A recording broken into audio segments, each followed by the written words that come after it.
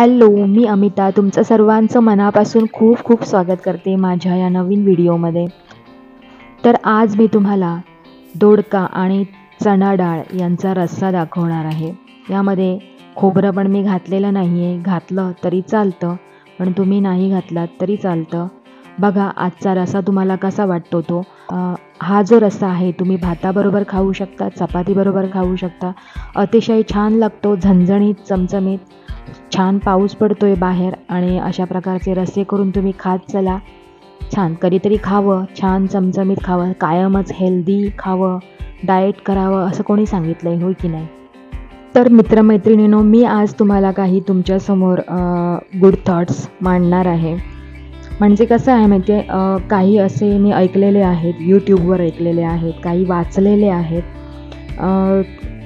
काही व्हॉट्सॲपवरती आपल्याला येतात. असे काही कलेक्शन माझ्याकडे होतं. ते तुमच्यासमोर मी मांडण्याचा प्रयत्न करत आहे. जे मला आवडले, जे मला पटले ते तुम्हाला मी आज सांगते आहे. त्यातले तुम्हाला काही माहीत असतील, काही माहीत नसतील. पण कसं आहे माहिती आहे, जवळजवळ मी तुमच्याकडे मला वाटतं मी 30-32 तरी थॉट्स मी तुम्हाला आता सांगणार आहे. त्यातले काही थॉट्स तुम्ही खरोखर तुमच्या आचरणात आणा आणि तसं वागण्याचा प्रयत्न करा. शक्य असतील तेवढे जास्तीत जास्त तुम्ही त्याचा विचार करा आणि तसं वागण्याचा आपण सगळ्यांनीच प्रयत्न करूया. आणि दुसरं असं की काहीच नाही जमलं ते निदान एक तरी थॉट्स असा तुम्हाला आवडलेला असेल, त्या अनुषंगाने तुम्ही नक्की जा, ते फॉलो करण्याचा नक्की प्रयत्न करा. तर सुरू करूया आजचे माझे नवीन थॉट आणि माझी रेसिपी. अशा लोकांसमोर तुम्ही कायम खुश राहा का जे लोक तुम्हाला पसंत करत नाहीत. कारण तुम्ही खुश आहात ना, ते त्यांना आनंदाने जगायला देणार नाही. चमत्कार त्याच लोकांसोबत होतात जे लोक विश्वास आणि श्रद्धा ठेवतात. जर कोणती व्यक्ती तुमच्यावर जळत असेल तर ती त्याची चूक आहे, तुमची नाही. कारण तुम्ही त्या पात्रतेचे आहात जे तुमच्यावर जळण्यासाठी त्याला भाग पडत आहे. कोणतीही व्यक्ती स्वतःच्या दुःखापेक्षा दुसऱ्याच्या सुखामुळे जास्त विचलित होते. कोणत्याही व्यक्तीबरोबर अतिजवळीक खूप हानिकारक ठरू शकते. कारण जवळीक ही अपेक्षांना जन्म देते आणि दुःखाचे कारण बनते.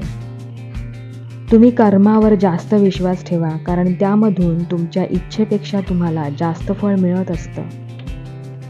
अडचणी हा जीवनाचा हिस्सा आहे. ज्याने अडचणींना स्वीकारलं तो जिंकला आणि जो अडचणींना कंटाळला तो हरला.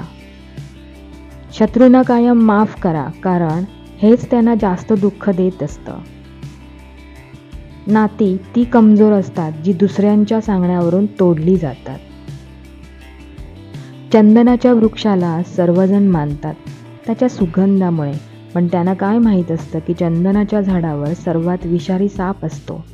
म्हणजेच अत्यंत गोड बोलणारी व्यक्तीसुद्धा आतमध्ये तुमच्याबद्दल शत्रूची भावना मनात राखून असू शकते. म्हणूनच विचार करूनच कोणावरही विश्वास ठेवा.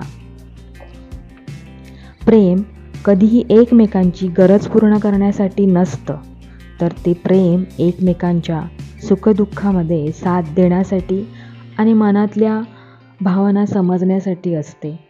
कोणावरही कधीही डोळे झाकून विश्वास ठेवू नका, कारण ही दुनिया भरवसा करण्याच्या लायक नाही आहे. वेळ ही असा तराजू असते की वाईट वेळेमध्ये आपल्या माणसांची वजन दाखवून देते. जे लोक तुमच्यावर जळतात त्यांचा विचार कधीही करू नका, कधीही वाईट वाटून घेऊ नका, कारण त्यांनी स्वीकार केलंय की तुम्ही त्यांच्यापेक्षा पात्रतेचे आहात. लक्षात ठेवा, जे वाईट लोक आहेत ना, ती समजावून कधीही समजदार बनणार नाहीत. आणि ती जर समजदार बनली असती तर बासरीवाल्या श्रीकृष्णाने कधीही महाभारत होऊ दिलं नसतं. प्रेम जर पक्क असेल तर विवाद कितीही खोल असोत, संबंध राहतातच. जीवनात जर तुम्हाला काही मिळवायचे असेल तर तुम्ही त्यामध्ये स्वतःला झोकून द्या, वाहून द्या. ते तुम्हाला नक्कीच मिळेल. कुठलीही व्यक्ती सर्व काही जाणत असेल, सर्व ज्ञानी असेल, पण ती स्वतःला पूर्ण ओळखत नसेल तर ती व्यक्ती अज्ञानी आहे असं समजायला काहीच हरकत नाही. अडचणीच्या वेळी तुम्हाला पुढील गुण कायम वाचवतील. तुमचे ज्ञान, नम्रता, बुद्धी, तुमच्या आतील धाडस, खरं बोलण्याची सवय आणि देवावरचा विश्वास. कोणावर विश्वास ठेवायचा असेल ना, तर त्याच्या बोलण्यावर कधीही विश्वास ठेवू नका, तर त्याच्या वागण्याकडे लक्ष द्या. जेव्हा तुम्ही रागात असाल तेव्हा थांबा आणि तुम्ही चुकला असाल तेव्हा 2 पावलं मागे या. तुमचे जीवन खूप सुखकर होईल. तुमच्या नशिबात आहे ते तुमच्याकडे धावत येईल आणि जे तुमच्या नशिबात नाही आहे ते तुमच्याकडून धावत जाईल.